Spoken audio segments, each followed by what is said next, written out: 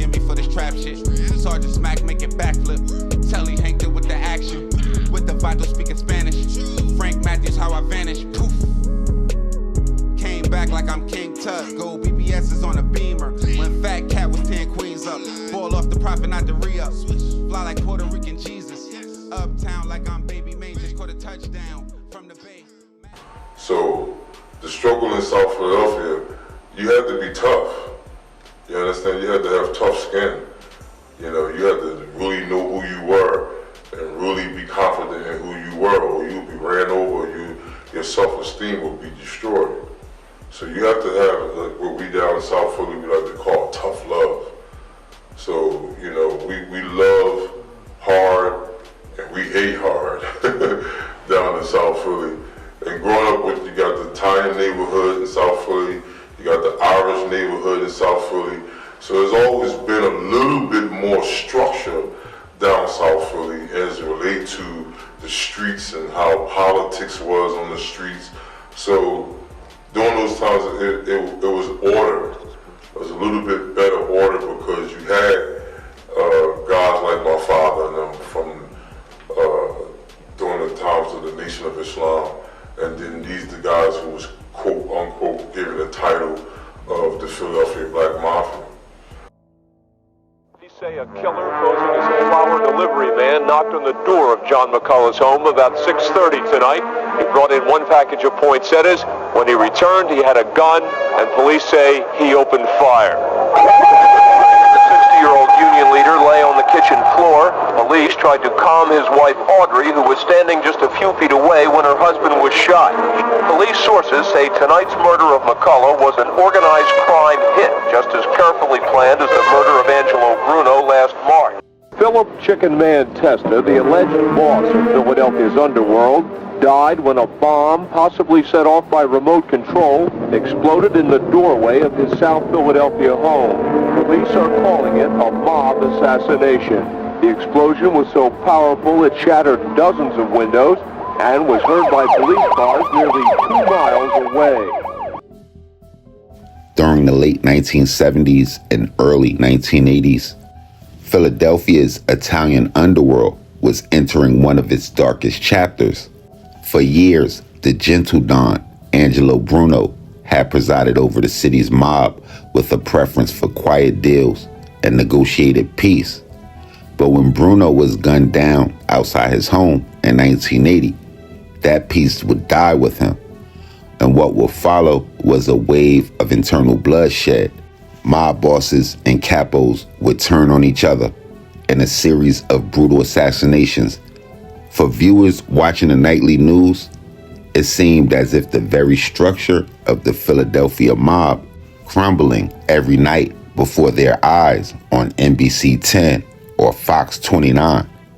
But a ways away from those headlines, a more ominous force would begin to take shape. This was an organization that operated by its own rules, silent, disciplined, and merciless. They were alleged to traffic in heroin and would enforce their power through fear. And they commanded a loyalty born not of respect, but of terror. Shopkeepers would pay for protection. Witnesses would disappear without a trace, while entire sections of the city fell quiet under the shadow of their control.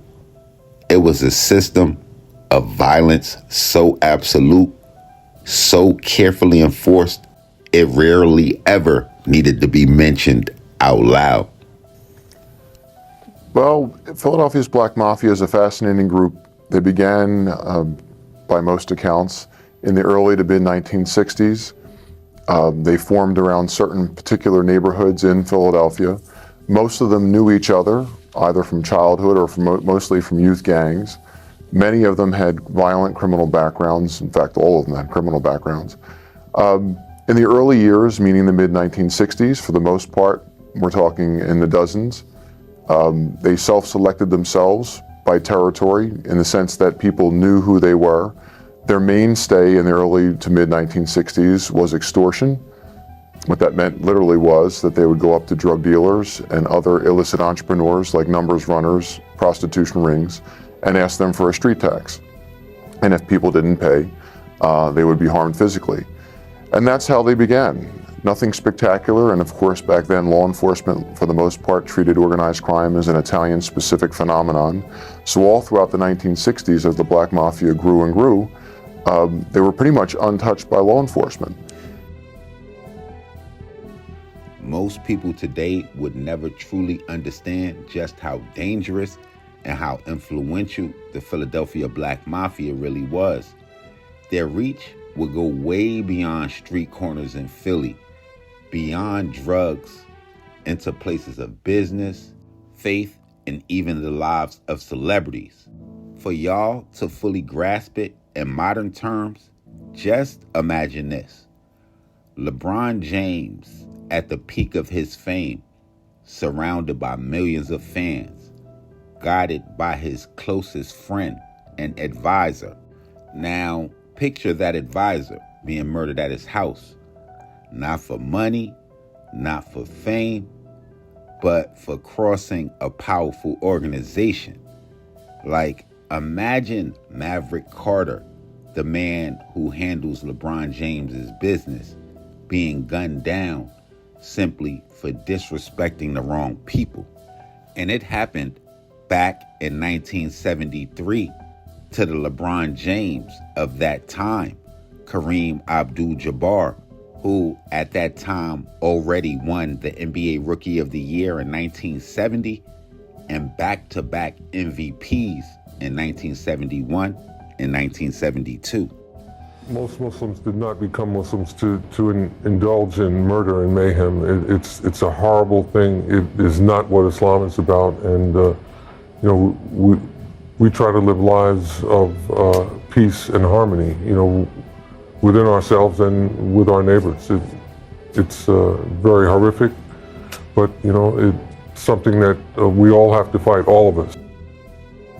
So on January 18th, 1973, that competition between the Nation of Islam and Khalis' group becomes a blood feud. Yeah. What a difficult chapter to read in your book. What happened that day? And a difficult chapter to write. I put that chapter off for a long time. It was a horrific crime. At the time, it was the morning after. It was called the bloodiest massacre in the history of Washington, D.C. Maybe still is. When Khalis's challenge to the Nation of Islam became intense enough, members of the Nation of Islam decided that it was time to eliminate him, essentially. And a group of hitmen, assassins, invaded the Hanafi headquarters, the headquarters that Kareem Abdul-Jabbar had purchased for the organization, entered it one afternoon and went on a rampage and massacred 7 people, shot a lot more, but and the evening ended up with 7 dead bodies at the Hanafi headquarters.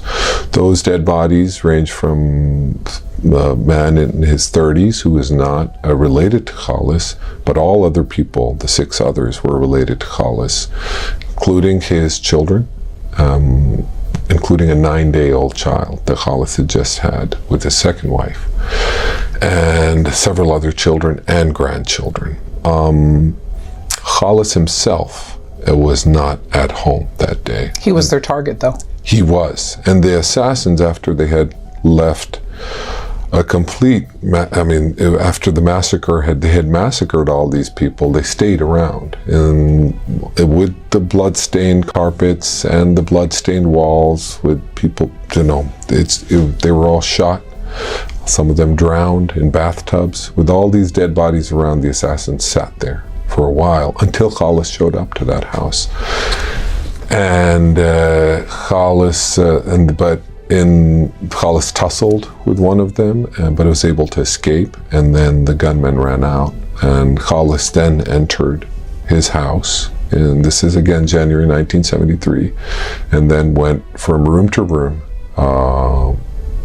screaming in horror as he encountered bodies of his children and grandchildren. That was really the moment that Khalis correct in some ways.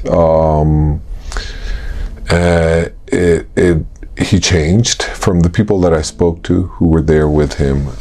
He was never the same after that. Those events really, in the book, I do draw out how those events, that murder, massacre in 1973, is directly related to the hostage takings in 1977.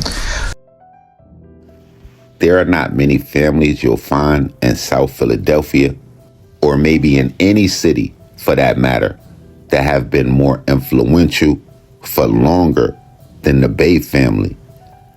Their presence in the city is well known, with the last name being recognized far beyond South Philly, and that reach is often reflected about online, where posters on Reddit trade comments, insinuations, and debate about the family's legacy, with one user explaining them as, quote, a Muslim family that have birthed a long line of vicious and brute men and fierce, strong, independent women. Another would trace their roots back to the late 1960s, saying that they ran with Sam Christian and the Black Mafia. Others went even further, suggesting that their influence rivaled even the Italians. All of it, the whispers, the stories, the reputation, points directly back to the patriarch of the family, Black Mafia associate Roosevelt Spooks Bay.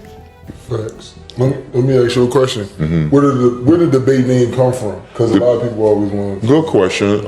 My dad, we was one of the first Muslims in Philadelphia, particularly in South Philly for sure. And my dad was a Moor from the Moor Science Temple community. In the Moor Science Temple community, in the Moors, they even had two names. It was the Beys and the L's. And when you go back in history, dealing with Hannibal and the Moors back in the day and over in Europe and things to that extent like that, the Moors was very, very strong, black Muslims, black solid men, who damn near conquered Europe at the end of the day, So my father was a strong individual man, personality, And I asked him one day, I said, Dad, why you name us the Beys instead of the L's? Because in history, the L's was like the intellects, and the Beys was the warriors. So that's what he said. I named y'all because the Beys was the warriors. I was more militant, and I leaned towards that a little bit more. So that's where the word Bay come from the Moor Science or the Moor Science Temple community and the Moors. It's just pure evil. That's what describes the actions of Caboni Savage and his gang of thugs.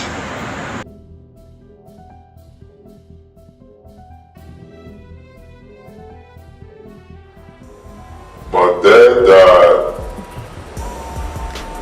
a few days after the firebombing in Philadelphia. The so-called underling of Philadelphia drug kingpin Caboni Savage will serve life in prison for a deadly firebombing. Robert Merritt was sentenced yesterday. Last year, a jury found him guilty of conspiracy to participate in drug trafficking and the 2004 arson. This is video from that incident that killed members of a federal witness's family. There were 6 victims, including 4 children. Right now, Savage is on death row for killing at least a dozen people while he ran a violent cocaine empire. Roosevelt Spooks Bay, remembered from Philly's Black Mafia's rise, passed away after one of the darkest chapters in Philadelphia's history.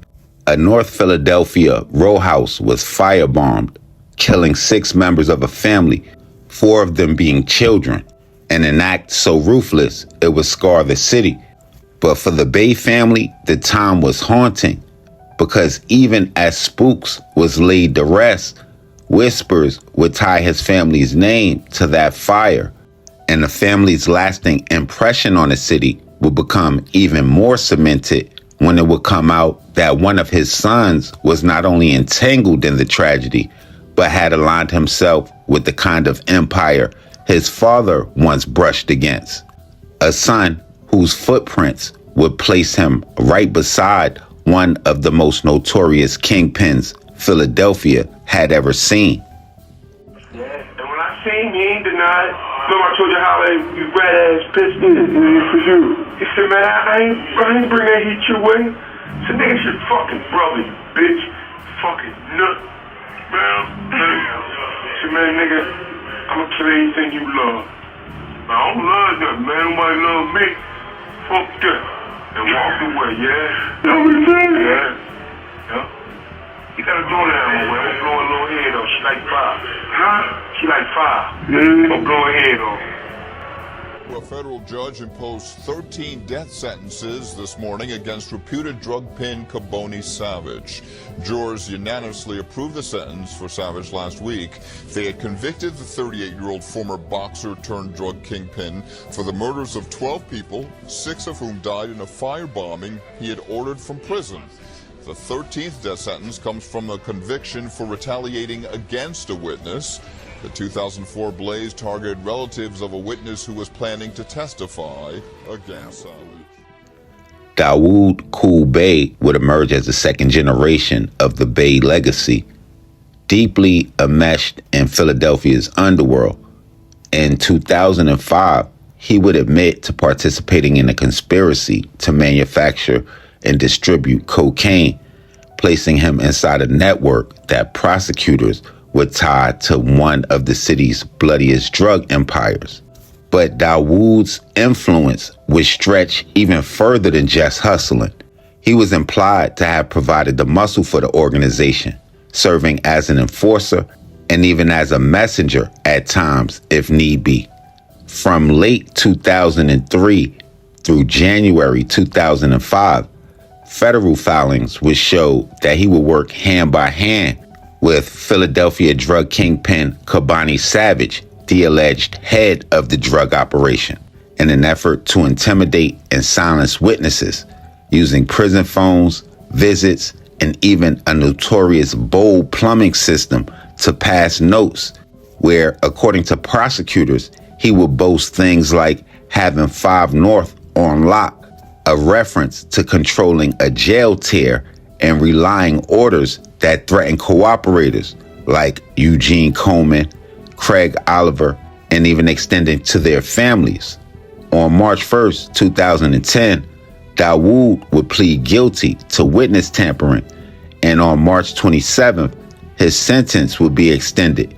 That would lead to him serving roughly about 10.5 years in federal prison for his role in what would go down in history as possibly Philly's most notorious drug empire. You understand? And we the strongest in this city, without question. But we cool with everybody. You understand?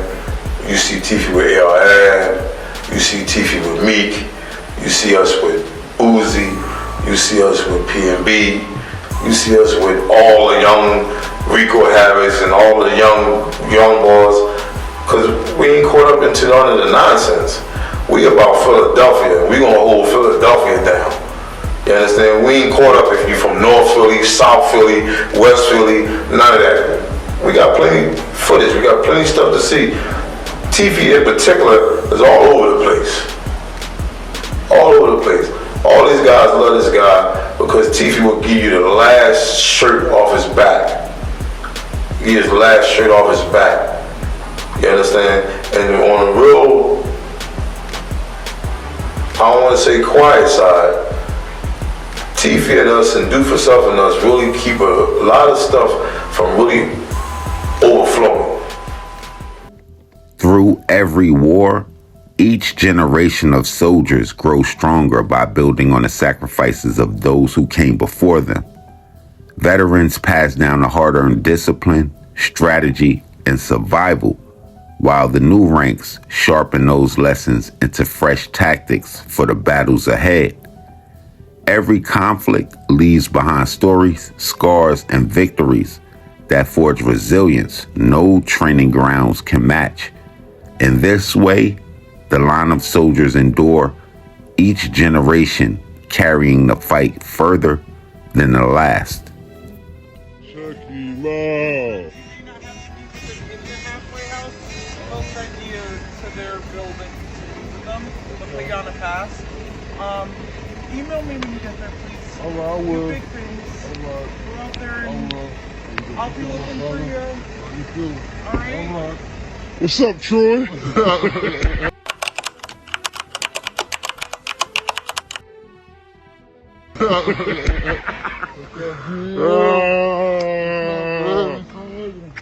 Yeah. God, man. You already know. Yeah. Leave him like a big dog. Yeah, fuck. Yeah. Put this in the truck, yo.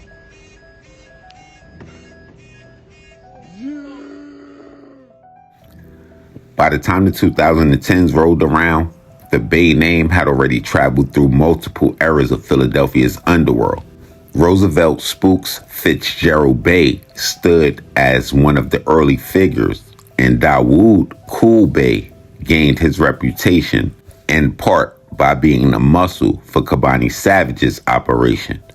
The next wave would come through a generation of brothers, ones that included Tifi and younger brother Bazil Bay. Tifi, very well visible in the culture, connected with Meek Mill's Dream Chasers and a presence in Philly's rap scene. Bazil's role was very different. Court filings would describe him as running a South Philadelphia drug network with around 10 associates between 2015 and 2016, distributing both heroin and crack cocaine. Investigators documented more than 30 controlled buys on video, will rely on confidential informants, and back the case with wiretaps. His co-defendants would include Reginald White, Tyreek Upchurch, and Amin Wadley. But prosecutors would point to Bazil as the man who was the head of the operation. In 2017, Bazil Bay would face federal charges, which would include conspiracy to distribute 280 grams or more of crack and 100 grams or more of heroin. But not only distribution of those drugs, distribution within 1,000 feet of a protected location. A jury would return a guilty verdict in December of that year, with his conviction being upheld through an appeal just a few years ago in 2022. A DOJ press release would announce a 19.5-year sentence, though the official judgment would credit him for time already served on a Philadelphia state case and ordered his federal sentence to run concurrently. The state case would date back to 2014 when authorities arrested him in Lecompton County after 2 controlled heroin buys, and a raid at a Holiday Inn Express would uncover roughly 600 glassine bags of heroin and cash. He would be convicted in April of 2017 and sentenced to 7.5 to 15 years, overlapping with the federal sentence.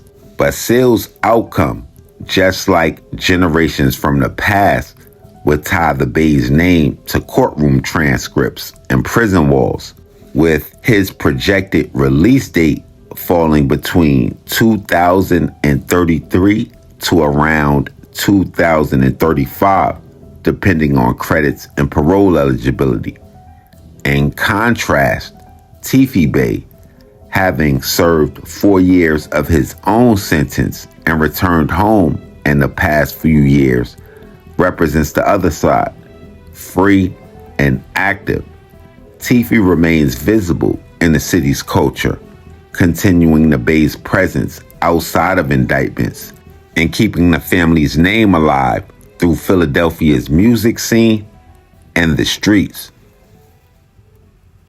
Tifi Bay, you know what I'm saying? Raised right here on this block right here that I'm sitting on, 23rd and Tasker, my family house. You know what I mean? Legendary house right here. Muhammad Ali's tripped up these steps. Do for self mean go out, do what you doing, Rick, do for yourself, create your own bread, you know what I'm saying? And pit on your homies, your friends, your community, you know what I'm saying? The black community, really, what do for self speaks about, you know what I'm saying? But I just branded it and took it on a whole bigger scale, you know what I'm saying? But it come from back in the day with the Nation of Islam, you know what I mean? My grandfather, he was a captain, you know what I'm saying? The Nation, back in the day, Temple number 12, under Jeremiah Shabazz. Listen, straight up, I hopped out the whip, saw Meek, he hopped out, then I just got snuck. Niggas jumped me, whole bunch of niggas. Meek, you are the biggest pussy on this planet. You saw me, you ain't do shit, you had your niggas jump me, one-on-one, you can't fuck with me, so that's why you had to do that. Y'all niggas jump me, niggas call me from the back, niggas call me from the side, all that. All white, I'm still clean and I still got all my shit on. But my nigga, the way you move like a bitch. You act like you the hardest nigga on this planet. You are not hard, my nigga. You roll 20 deep everywhere because you're scared to death.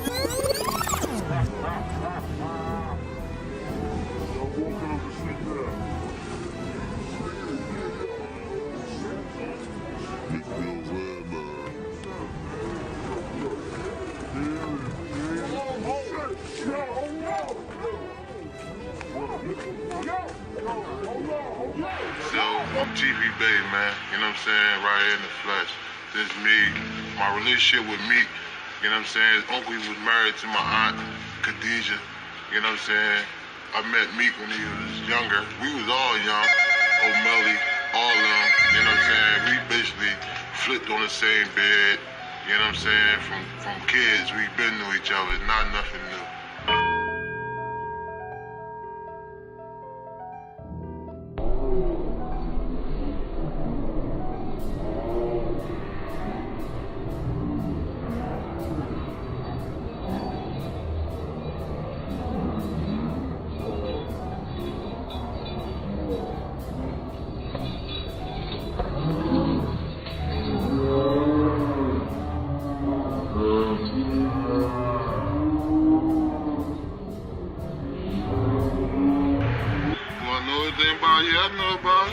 What happened with that situation? What happened with that situation? What happened with it? Yeah. I mean, I think he passed out from his diabetic medication. Like, no. Hey, man, you know, everybody know what it is, man. You know what I'm saying? But y'all see how I just explained all that history to y'all? How we pray and bump and niggas got respect for him and how we let him come to the studio to jump on the joint and all that. And then he backdoor niggas with gaming them, telling niggas information that only the camp know. And not the information that you wrote something, because you didn't. The information was more worse than that, y'all, for the people. You know what I'm saying? And then some other shit came into play, you know what I'm saying, that I don't want to talk about, you know what I'm saying, but at the end of the day, you can't pit me on Front Street when I'm a real nigga, bro. You know what I'm saying? That's just the bottom line. Like, you ain't gonna try to play me or play my family out or play my niggas out, you know what I'm saying, for a nut-ass nigga named Game. That's just the bottom line. And you know what I'm saying? You broke the code of ethics of the streets. Beans. Okay. Now, we woke up this morning with news that Game really didn't go to Max's. People that worked there were saying he never came there. Can you explain any of this for us? Like, I mean, I can't explain it, but my brother right here, you know what I'm saying, he be at Eagle Bar every fucking day, all day, every day. The whole area know this is my brother. Everybody knew he'd be there every day. He wasn't there. Was he there? Stop. Ain't step foot on area. Ain't step foot. You know what I'm saying? Got bartenders there, cashiers there, I was there, you was there, you got your head knocked off. Bottom line. Fuck out of here. It's crazy. Alright, so we definitely remember when AR was going through his little situation with Meek. Right. He had mentioned your name on the track also. Yeah. What's your current status with AR? Sound like that's my guy. Okay. When ARA came home, I get that nigga money out my pocket. Blue cheese. Beans. I know $20, $30 as check for a nigga that just come home. Getting bread out my pocket. Cause I fucked it with him. I ain't even know him like that. Only knew him through K-Dot. Cause they was performing Philly Hip Hop Awards. You know what I'm saying? We was building our shit up, so they was the niggas out there that was in the city. Yeah. So when I start my company, ARA, damn, alright, he real. You know what I'm saying? Before he got booked, I was fucking with him. Then when he came home, you know what I'm saying? Look out, that's my man. You know what I'm saying? But when he said you gotta pay TV weekly, he was fraud. You gotta keep it a bean. Meek never gave me $1. Wallahi. You know what I'm saying? He never gave me $1. Never. Okay. Get my own bread, bro. You know what I'm saying? And I put it out there before on the net, whatever. Meek never gave me shit. The other shocking thing is the bigger picture that we're getting this morning. Philly police updated their website. We have hit 500 homicides again for the year. And you want a little perspective? We're going into the final year of Mayor Kenny's second term. We have lost over 1,500 people to murders in the first 3 years of his second term. That's more than all 4 years of his first term, when only 1,300 people were killed. And one commander just texted me on his private phone to make sure, and he said, if we keep going at this 500-year pace, his legacy will be the first mayor ever to lose over 2,000 citizens to murders in one term. Never before has anybody come close to that, he said, looking back at the stats. And I'm the founder of the Bazil Bay Junior Training Academy. We are a certified apprenticeship program that's certified by the Department of Labor.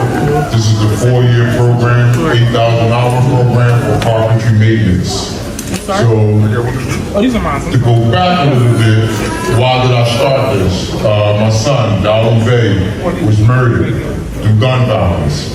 And I didn't want his murder to go in vain, or his name to go in vain.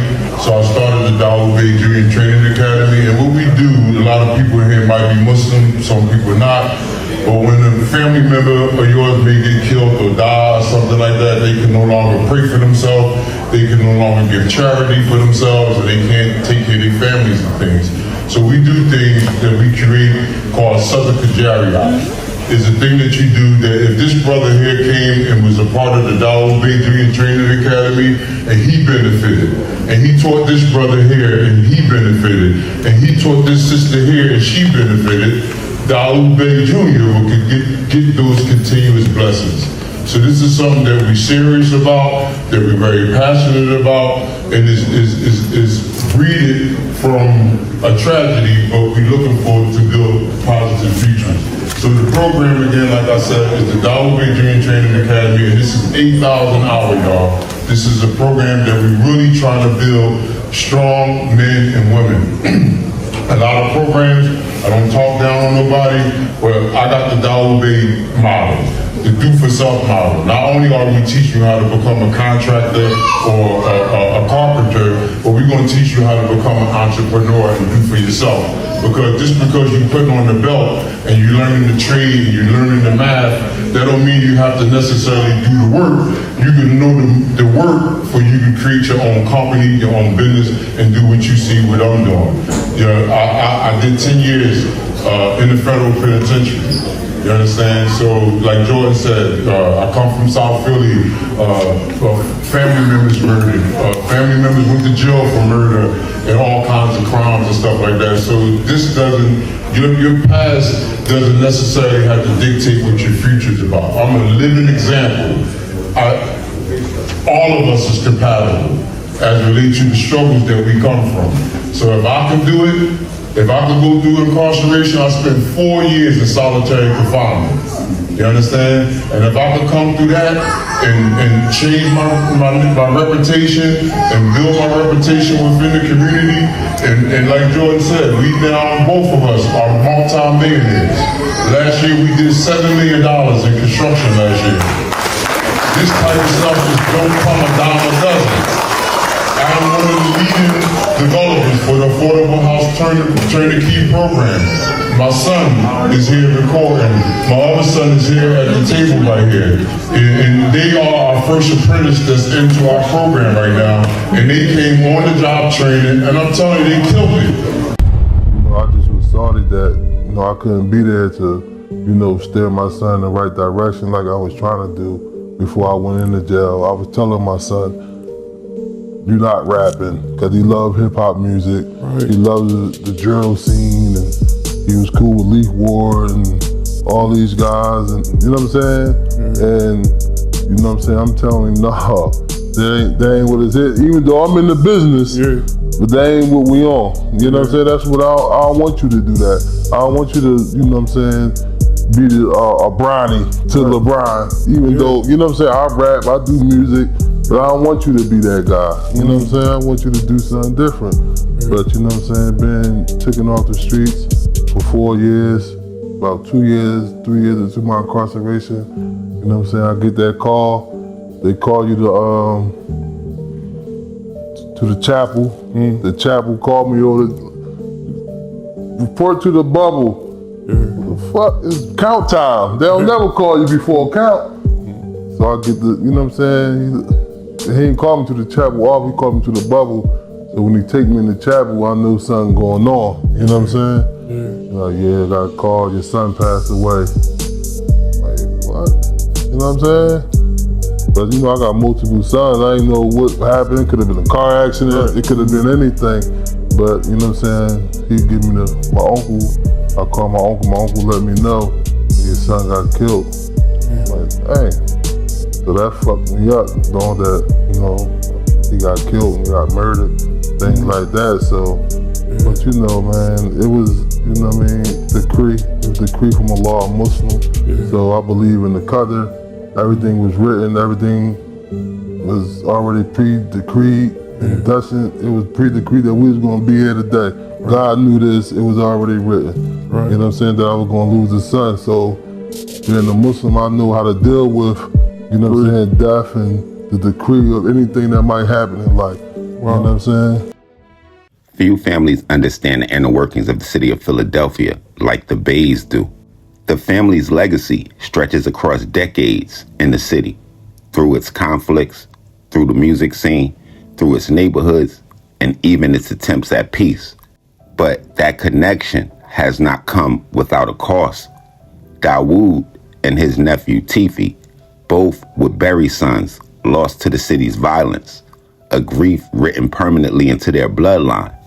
But even through the weight of those tremendous losses, the family has found other ways to remain present in Philadelphia's future. Dawood, now amongst the city's most prominent developers, is reshaping the landscape that once defined his survival. And Tifi, translating experience into sound, has recently released Tasker Street, now available on all streaming platforms. Music that speaks not only to where he and his family has been, but to where Philadelphia might be headed. The Beys' history is not simply one of notoriety. It's a ledger of endurance, creation, and an ongoing dialogue with the city that has always claimed them.